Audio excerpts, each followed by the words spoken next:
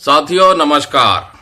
केंद्र सरकार के कर्मचारी और पेंशन भोगी संतुष्ट जरूर होंगे, लेकिन उतने खुश नजर नहीं आ रहे होंगे, क्योंकि जब यहां पर हम आपस में मिलते हैं, चर्चा करते हैं, तो काफी चर्चा का विषय निकल जाता है कि जो डीए और डीआर था उसकी कैलकुलेशन एआईसीपीआई के आंकड़ों से जब निकाली तो लगभग 3% के आसपास बैठ रहा था। 3% तो नहीं था, लेकिन 3% के करीब था। तो सरकार उसको राउंड ऑफ करके 3% भी दे सकती थी, लेकिन सरकार ने ऐसा नहीं किया।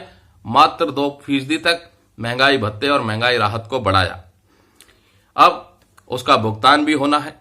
अप्रैल माह तक जो एरियर बैठेगा 1 जनवरी 2025 से लेकर के, उसका भुगतान भी हो जाएगा। दूसरा, अगर देश की पर कैपिटा इनकम के हिसाब से देखें, जहां प्रति व्यक्ति आय पर कैपिटा इनकम दुगनी हुई है, उसके मुकाबले में केंद्रीय कर्मचारियों और पेंशन भोगियों की सैलरी मात्र 55% बढ़ी है, जो कि डीए और डीआर के रूप में मिल रही है।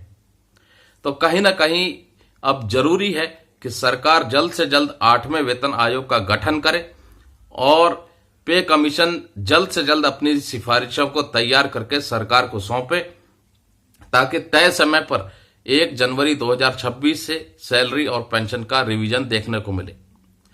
तब तक कर्मचारी और पेंशन भोगी जो कि मौजूदा डीए और डीआर है, उससे संतुष्ट रहना पड़ेगा, क्योंकि दूसरा कोई विकल्प नहीं है। अब एक बार डीए और डीआर दोबारा रिवाइज होगा जुलाई 2025 से। उसके बाद 1 जनवरी 2026 से अब चूंकि पे कमीशन लागू होना है, तो हो सकता है डीए का विलय कर दिया जाए बेसिक पे में, या फिर डीए को 0 से कर दिया जाए, तो डीए की कैलकुलेशन तो बदलेगी। तो जो वास्तविक डीए और डीआर मिल रहा है मौजूदा समय में, उसी से संतुष्ट रहना पड़ेगा जब तक अगला पे कमीशन लागू नहीं होता। बहरहाल, दूसरी तरफ पूर्व सैनिकों के लिए अच्छी खबर निकल के आ रही है।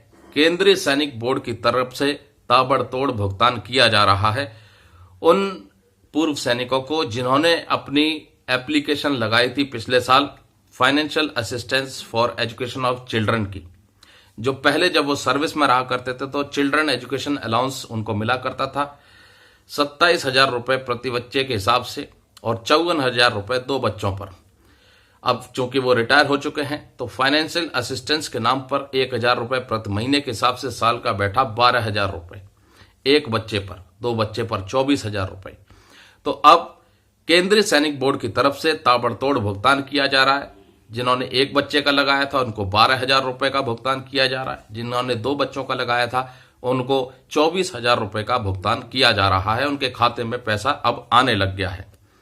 अगर आपकी एप्लीकेशन लगी रखी है और अभी तक सैंक्शन नहीं हुई है, तो आप उसका स्क्रीनशॉट लेकर के सीपी ग्राम के थ्रू अपना ग्रीवेंस डाल सकते हैं, या डायरेक्टली आप केएसबी को लेटर लिख सकते हैं कि आपने एप्लीकेशन लगाए हुए इतने महीने हो गए और अभी तक सैंक्शन नहीं हुई।